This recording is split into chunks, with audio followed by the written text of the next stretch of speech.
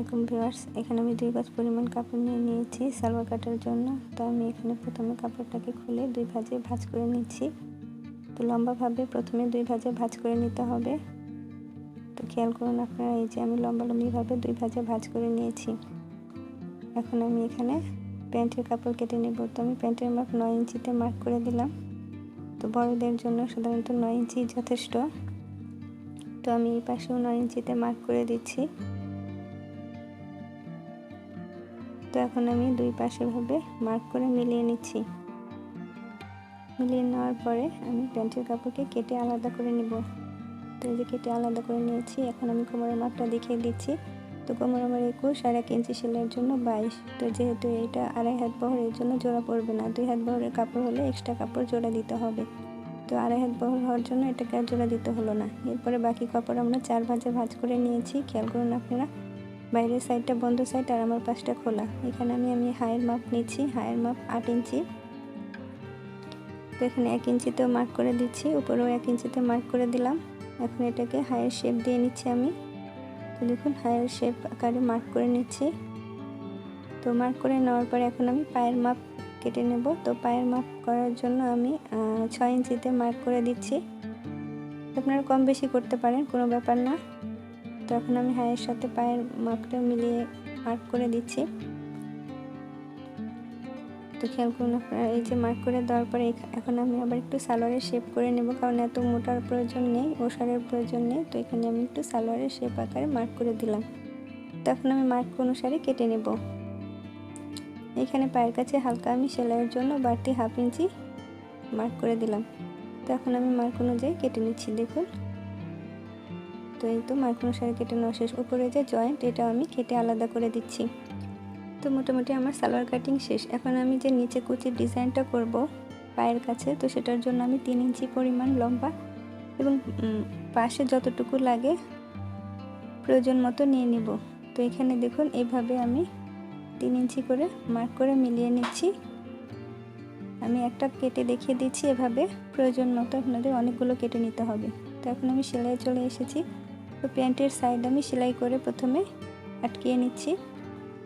তো এই যে প্যান্টের সাইড সেলাই করা শেষ। তো এখন আমি প্যান্টের উপরের অংশ ইলাস্টিকের ঘর তৈরি করব। তো এখানে প্রথমে একটা চিকন করে ভাঁজ দিতে হবে। তো চিকন ভাঁজ দেওয়ার পরে তারপরে আরেকটা মোটা করে বড় করে ভাঁজ দিতে হবে। তো আপনারা খেয়াল করুন, প্রথমে চিকন ভাঁজ এবং তারপরে মোটা করে বড় ভাঁজ দিতে হবে। এরপর সেলাই করে নিতে হবে। এভাবে পুরোটাই আমি সেলাই করে নিচ্ছি। খেয়াল করুন আপনারা।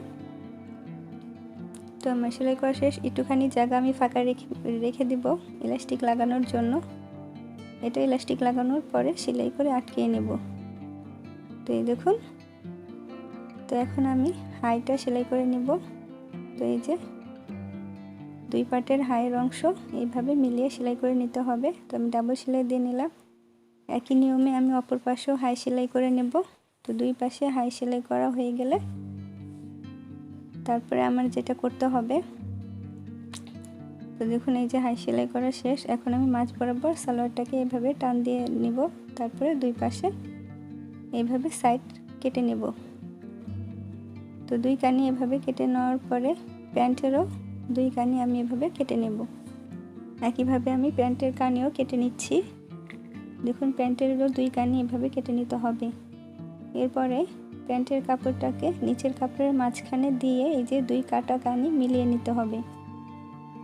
তো যেখানে কেটে আমি মার্ক করেছি 2 কাটা কানির অংশ একসাথে করে এভাবে সেলাই করে আটকিয়ে নিতে হবে। তো আটকিয়ে নেওয়ার পরে অপর কানিতেও আমি এভাবে সেলাই করে আটকিয়ে কুচি দেওয়া শুরু করব। এইভাবে যদি আপনারা করেন তাহলে 2 পাশে সমানভাবে কুচি পড়বে এবং দেখতেও অনেকটা ভালো লাগবে। নয়তো হয়তো কুচি কম বেশি হতে পারে। তো আমি এই যে অপর পাশে কাটা কানি থেকে সেলাই শুরু করছি। তো দেখুন, এই যেভাবে কাটা অংশ মিলিয়ে আপনারা এইভাবে এক পাশ থেকে কুচি দিতে থাকবেন। তো আপনাদের যদি বুঝতে সমস্যা হয় তো আপনারা টেনে আরেকবার দেখে নেবেন। আর প্যান্টের কানি আর নিচের কানি একসাথে করার সময় খেয়াল রাখতে হবে দুটোরই ভাও পিসটা বা সোজা পিসটা যাতে ভিতরের সাইডে থাকে আর উল্টা পিসটা যাতে বাইরের সাইডে থাকে। তো এইভাবে আমি পুরোটাই কুচি দিয়ে নিচ্ছি। তো তো আমার পুরোটা কুচি দেওয়া শেষ। এখন আমি পায়ের নিচে কুচি দেওয়ার জন্য যে কাপড়গুলো কেটে রেখেছিলাম সেই কাপড়গুলোকে জয়েন করে নিব। তো দেখুন টুকরো কাপড়গুলোকে আমি সেলাই করে নিচ্ছি। এখন এটাকে পায়ের নিচের অংশে 2 ভাঁজ করে আমি কুচি দিয়ে নেব। তো আপনারা খেয়াল করুন, এটা আমার পায়ের নিচের পার্ট। তো পায়ের নিচের পার্টে এভাবে 2 ভাঁজ করে কাপড়টিকে বসাতে হবে।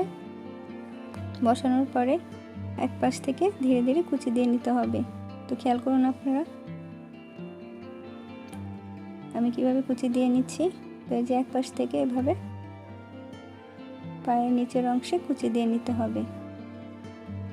তো এই যে আমার পুরোটা কুচি দেওয়া শেষ। এরপরে আমি এটাকে সোজা করে নেব। সোজা করে নেওয়ার পরে এর উপর দিয়ে একটা চাপ সেলাই দিয়ে নিতে হবে। তো খেয়াল করুন আপনারা এখানে আমি চাপ সেলাই দিয়ে নিচ্ছি। তো আমার চাপ সেলাই দেওয়া শেষ। একই নিয়মে আমি 2 পায়ে কুচি দিয়ে নিয়েছি। তো দেখুন আপনারা আমার 2 পায়ে কুচি দেওয়া শেষ। তো এখন আমি পায়ের নিচের অংশ থেকে উল্টো পাশে ভাঁজ করে পায়ের অংশ মিলিয়ে সাইড সেলাই দিয়ে নিব। তো দেখুন আমি এক সাইড থেকে এভাবে সাইড সেলাই দিয়ে নিচ্ছি। তো মোটামুটি সাইড সেলাই দেওয়া হয়ে গেলেই আমার সালোয়ারটি তৈরি হয়ে যাবে। তো এই যে সাইড সেলাই দিয়ে নেওয়া আমার শেষ হয়ে গেল। তো এখন আমি সালোয়ারে ইলাস্টিক লাগিয়ে নিচ্ছি। এই যে ফাঁকা ঘরটা দিয়ে আমি সালোয়ারের মাঝে ইলাস্টিকটা লাগিয়ে নিচ্ছি।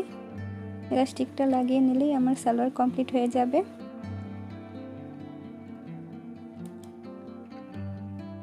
তো দেখুন আমি ইলাস্টিক লাগিয়ে নিলাম। এখন ইলাস্টিকটা সেলাই করে আটকিয়ে নিচ্ছি। তো দেখুন আমার সালোয়ার তৈরি হয়ে গেছে। এখন এটাকে কতটা সুন্দর লাগছে, বিশেষ করে পায়ের কুচিগুলো অনেকটাই সুন্দর লাগছে। তো আমার ভিডিওটি যদি ভালো লাগে লাইক কমেন্ট শেয়ার করতে ভুলবেন না, আর সাবস্ক্রাইব করে আমার পাশেই থাকবেন। আল্লাহ হাফেজ।